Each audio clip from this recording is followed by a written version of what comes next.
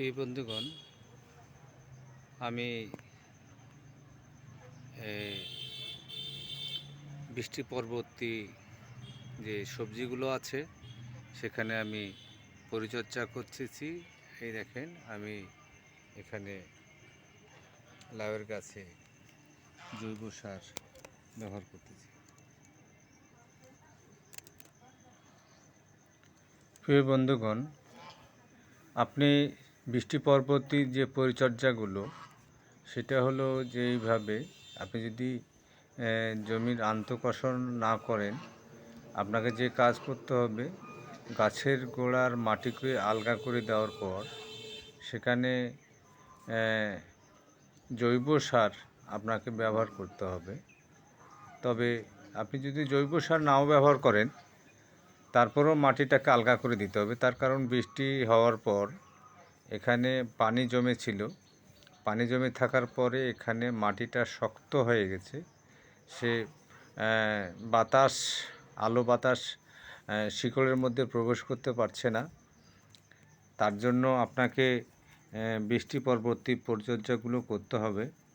যেমন আগাছাগুলো পরিষ্কার করে দিতে হবে। পরিষ্কার করার পর যে গাছ রোপণ করেছি সবজির, তার মাটিটাকে আলগা করে দিতে হবে। আপনি যদি আলগা না করেন, তাহলে এখানে আপনার গাছের শিকড় সে আলো বাতাস নিতে পারবে না এবং তার নাভিশ্বাস হয়ে যাবে। অর্থাৎ সে নিঃশ্বাস নিতে পারবে না, এরকম আর কি। যেমন আমরা যেভাবে নিঃশ্বাস নিতে পারি না, ঠিক ওইভাবেই সে নিঃশ্বাস নিতে পারবে না। আপনার গাছের গ্রোথ থাকবে না, আপনার গাছের বাড়ন্ত ঠিকমতো হবে না। তাছাড়া আপনি যদি আগাছা পরিষ্কার না করেন, তাহলে আগাছায় যেগুলো থাকবে, সেই আগাছায় কিন্তু বিভিন্ন ধরনের রোগ জীবাণু, পোকামাকড় এগুলা সেখানে বসবাস করবে। বসবাস করার পরে আপনার ফসলের ক্ষতি করবে। আপনি কাঙ্ক্ষিত ফসল তখন আপনি পাবেন না। আপনাকে যে কাজগুলো করতে হবে, এই যে দেখতে পাচ্ছেন আমি যেটা দেখাচ্ছি, এখানে রিং পদ্ধতিতে আপনাকে খনন করতে হবে। খনন করার পর সেখানে আপনার জৈব সার বা গোবর সার বা আমাদের গ্রামীণ ভাষায় অঞ্চল ভিত্তিতে বলে পাউশ সার, এগুলো কিন্তু আপনার ফসলে দিতে হবে। দেওয়ার পরে আপনাকে কী করতে হবে, মাটি দিয়ে ঢেকে দিতে হবে। আর মাটিটা যদি আপনার রস না থাকে, তাহলে সেক্ষেত্রে হালকা করে একটু পানীয় জল আপনাকে ওখানে দিয়ে দিতে হবে। 2-1 দিন পর দিতে হবে। যেহেতু ওখানে জৈব সার দেওয়া হলো, সেই জৈব সারটা আপনার মাটির সাথে সংমিশ্রণ হওয়ার পরেই আপনার কিন্তু গাছ খাদ্য হিসাবে গ্রহণ করবে। তাহলে আপনাকে সেই কাজটা অবশ্যই করতে হবে। এবং আমি যে জায়গায় ছিলাম, এটা হলো যে আপনার আগাছা থাকলে আপনার রোগ জীবাণু, বিভিন্ন পোকামাকড় সেখানে বসবাস করবে। বসবাস করার পরে আপনার ফসলের আপনার ফলছত্রকারী পোকা হোক, পাতা খেকো পোকা হোক, এই পোকার আক্রমণ আপনার ফসলের বেড়ে যাবে।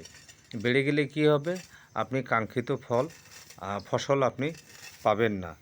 সেজন্য অবশ্যই আপনার আগাছাটাকে অবশ্যই দমন করতে হবে।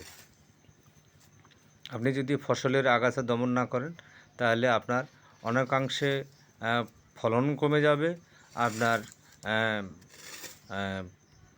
কি বলে, অর্থনৈতিকভাবে আপনি ক্ষতিগ্রস্ত হবেন।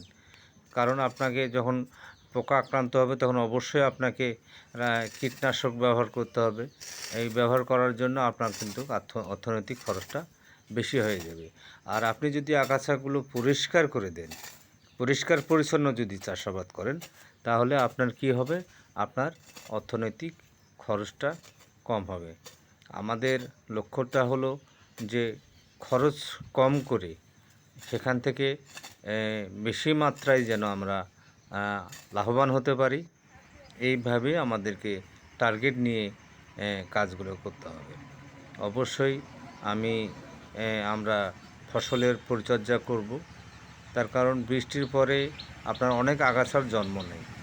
আগাছা জন্ম নেওয়ার পরে সেখানে কিন্তু অনেক আগাছা জন্ম নেয় এবং পোকামাকড় উপদ্রব বেড়ে যায়। আপনি দেখতে পাচ্ছেন যে এখানে বৃষ্টি পরবর্তী যে আপনার আগাছাগুলো পরিষ্কার করা আছে, আপনার গাছের গ্রোথটাও ভালো আছে, বাড়ন্তটা ভালো আছে। আপনারা দেখতে পাচ্ছেন স্ক্রিনে, আমি দেখানোর চেষ্টা করতেছি। তাহলে আপনাকে যেটা করতে হবে সেটা হলো অবশ্যই আপনারা আপনাদের ফসলের জমিতে এই কাজগুলো করবেন যেন আগাছা না থাকে আপনাকে, এবং এই যে আন্তঃকষণ, যেটা জমির আন্তঃকষণ, সেটা কিন্তু আপনাকে করতে হবে। প্রিয় বন্ধুগণ, এতক্ষণ আপনাদের সামনে যে বিষয়গুলো নিয়ে আলাপ করলাম, এই আলাপে যদি আপনাদের কোনো প্রশ্ন থাকলে কমেন্ট করবেন।